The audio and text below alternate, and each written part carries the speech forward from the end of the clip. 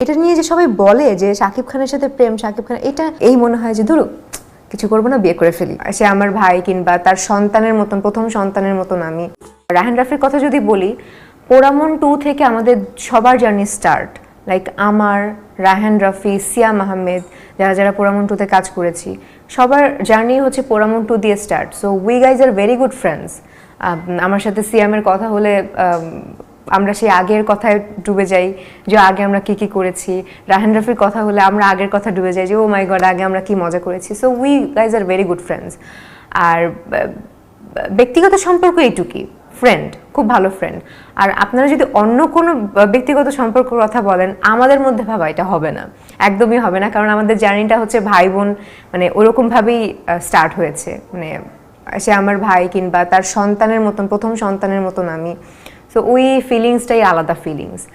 আর এমনি যদি কাজের ক্ষেত্রে বলি, ডিরেক্টরের সাথে ইনভলভ আসলে খুব থাকা উচিত, ক্যারেক্টার নিয়ে খুবই জিজ্ঞেস করা উচিত। যেমন আমি রায়হান রাফিকে বারবার জিজ্ঞেস করেছি যে আচ্ছা এই ক্যারেক্টারটা, এই সিনটা কিভাবে করব, আচ্ছা এই শায়লা মেয়েটা এভাবে কেন কথা বলে, আচ্ছা কিভাবে কথা বলবো। সো এই ব্যাপারগুলো আসলে ইনভলভ থাকা উচিত, দ্যাটস ইট। আমি সত্যি কথা বলি, আমার খুব মুড সুইং হয়, খুবই মুড সুইং হয়। এই মনে হয় যে ধরো কিছু করবো না, বিয়ে করে ফেলি।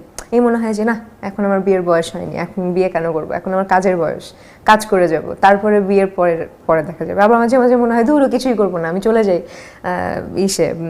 কি বলে সন্ন্যাসী হয়ে যাই, এরকম মনে হয়।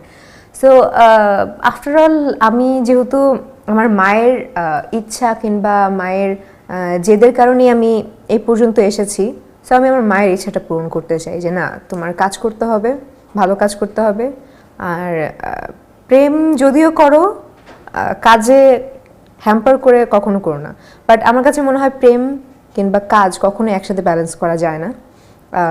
হয় তোমাকে প্রেম করতে হবে, মনোযোগ দিয়ে প্রেম করতে হবে, নাহলে তোমাকে কাজ করতে হবে, মনোযোগ দিয়ে কাজ করতে হবে। সো আমি যেহেতু কাজ করতে চাই, আপাতত প্রেমটা সাইডে রেখেছি। প্রেম পরে তুমি আসো আমার জীবনে, আগে কাজ করি। কবে বিয়ে করলি? না মানে গোপনে করছে, প্রকাশ হয় নাই। খুবই হাসি পায় আমার এইসব প্রশ্ন শুনলে, খুবই হাসি পায় সিরিয়াসলি। কারণ সে এত সিনিয়র একজন পার্সন, তার সাথে যে এই আচ্ছা থাকুক কি না থাকুক এটা পরের বিষয়। এটা নিয়ে যে সবাই বলে যে শাকিব খানের সাথে প্রেম, শাকিব খান, এটা তাদের নিজেদেরও লজ্জা হওয়া উচিত যে এত সিনিয়র একজন পার্সনের সাথে কেন এই ব্যাপারটা রটাবে।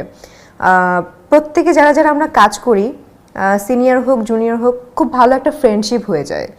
যদি শাকিব ভাইয়ের কথা বলি কিংবা সিয়াম আহমেদের কথা বলি, রোশনের কথা বলি, ABM সুমনের কথা বলি, মোস্ট অফ দ্য হিরোর সাথে আমার কাজ হয়েছে, প্রত্যেকেই না কাজের জায়গা থেকে খুব ভালো ফ্রেন্ড।